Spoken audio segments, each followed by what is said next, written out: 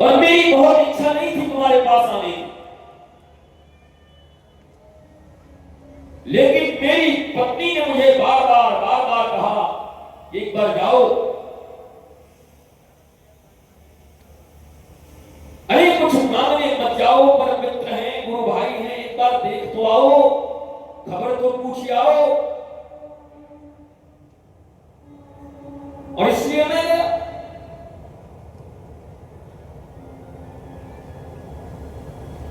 लेकिन याचना वहां भी नहीं किया।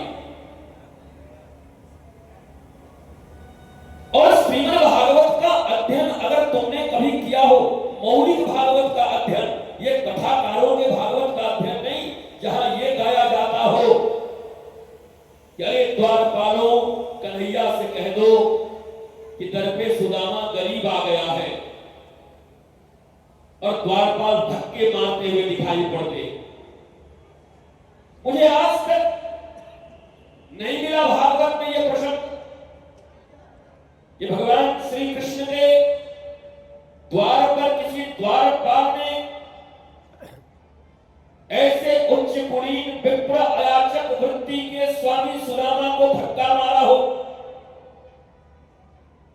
पर ठीक है, जैसे फिल्मों को मनोरंजन बनाए जाने के लिए कुछ हेर फेर करते रहते हैं, तो कथा को भी मनोरंजन बनाए जाने के लिए धक्का मरवा दिया कृष्ण के दरबार में। कृष्ण का दरबार क्या कोई हिटलर का दरबार है?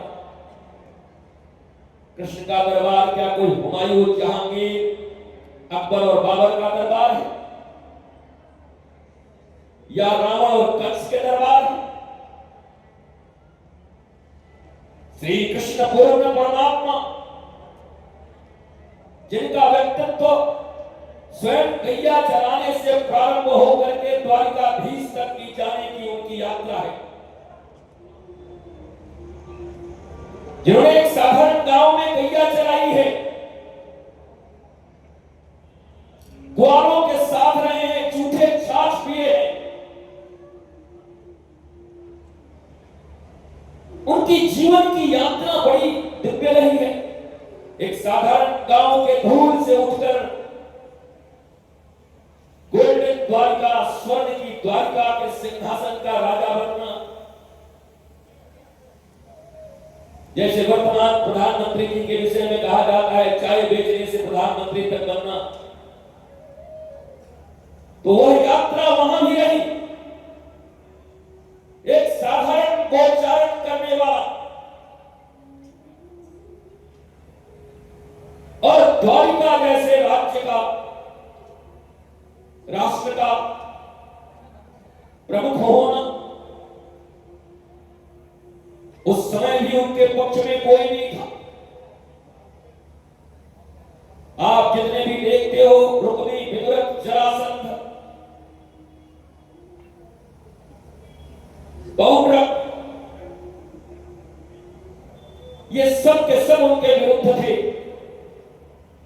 समुद्र में रहना भी इसीलिए स्वीकार किया था कि तीन तरफ से तो सुरक्षित रहो, एक तरफ से लड़ाई करूंगा। भगवान श्री कृष्ण के उस राष्ट्र को बसाने का एक ही उद्देश्य था, क्योंकि एक भी राष्ट्र उस समय श्री कृष्ण के साथ नहीं था। ऐसा नहीं कि भगवान आए हैं तो सब उसी समय गोविंद बोलो और गोपाल बोलो, एक क्षण जीना मुश्किल करके रखा था। एक भी राज सत्ता उनके समर्थन में नहीं था, एक भी।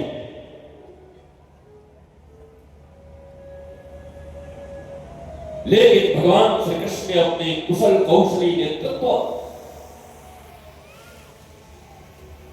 और कहते हैं कि गांव के धूल से उठकर आया हुआ कोई जब सत्ता के सिंहासन पर बैठे तो उसे गरिमा, महिमा,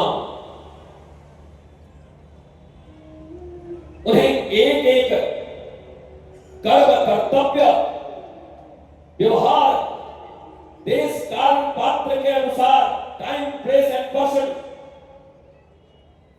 इस टाइम पर, इस प्लेस पे, इस पर्सन के साथ मेरा कैसा व्यवहार होना चाहिए, दिस इज रियल स्पिरिचुअलिटी।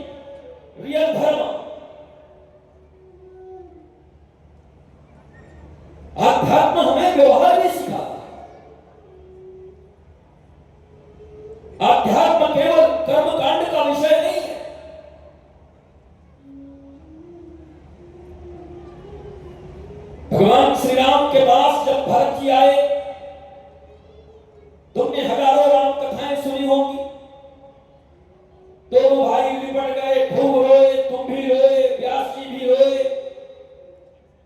और मौलिक वार्ता क्या हुई? जिस राम राज्य की परिकल्पना आज देश कर रहा है, उस राम राज्य के संदर्भ में भगवान श्री राम ने भरत को क्या निर्देश दिया, कौन से प्रश्न पूछे? कल हमने आपसे कहा था कि महाकवि कालिदास के रघुवंशम का अध्ययन जिन लोगों ने नहीं किया है, वृंदावन और अयोध्या काशी की भूमि पर बैठकर 1.5 और 2 महीने 3 महीने में कथाओं का ट्रेनिंग लेकर अगर केवल कथा कहने के लिए कथा कह रहे हो,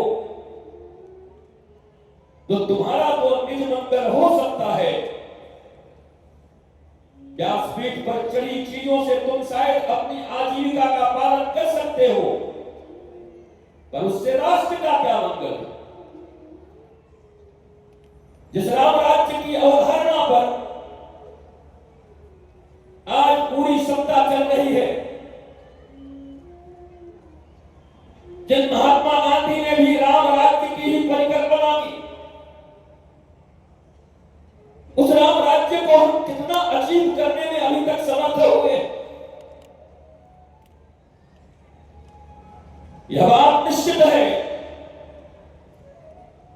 कि गड्ढे में गिरे हुए किसी चीज को निकालने में समय लगता है। पर भारत के एक एक नागरिकों को भी यह बात जाननी चाहिए कि राम राज्य के विषय में भगवान राम जिनको नियुक्त कर रहे हैं, पादुका लेकर जा रहे हैं, डायरेक्टली इनडायरेक्टली राजा वही रहेंगे। तो ऐसा नहीं कि भगवान राम ने कहा तुम ले जाओ, तुम ले जाओ। हमें मौलिक बातों का भी चिंतन करना चाहिए वर्तमान भारत में। भगवान राम पूछते हैं, भरत, क्या मैं जब से वहां से आया हूं तब से गुरुजन, आचार्य, पुरोहित, अग्रज, वैद्य, इन सबका सम्मान में जैसा करता था तुम्हारे राज में हो रहा है? भरत जी ने सिर झुकाकर कहा, मैं प्रयत्न कर रहा हूं। गुरु का, गुरुजनों का, अग्रजों का